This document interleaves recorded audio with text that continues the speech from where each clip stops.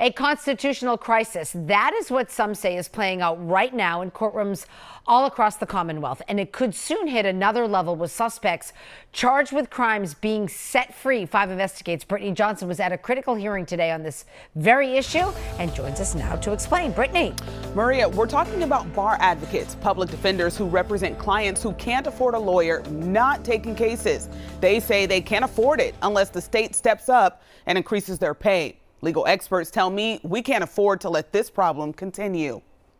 The courts are in the middle of a constitutional crisis. Shira Diner is with the Massachusetts Association of Criminal Defense Lawyers. She says this crisis has been brewing for years. The state has consistently underfunded indigent defense. Bar advocates work as independent contractors. In Massachusetts, they get paid $65 an hour. That doesn't include things like benefits or retirement, and no one pays for their overhead. It's closer to $20 an hour. Because of this, many of those lawyers have stopped accepting cases. We now have hundreds of people across the Commonwealth who don't have lawyers, and that's a constitutional violation. The Committee on Public Counsel Services says as of Sunday, Middlesex County had at least 587 defendants without representation. In Suffolk County, 603 defendants don't have lawyers. We saw it happen just this week in the case of a Boston police sergeant accused of rape. Mr. Downey, I do not have an attorney to appoint to you, sir. Today,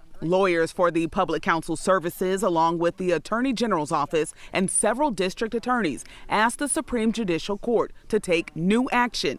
They're asking the court to institute what is called the LaValle Protocol. That would mandate that any defendant without counsel be released after 7 days. And if they are held for 45 days without an attorney, their case would be dismissed. We are doing everything that we can think of, right, to get these people lawyers.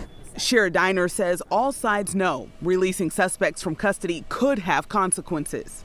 People who should be held in custody are going to be released, and that is a public safety concern.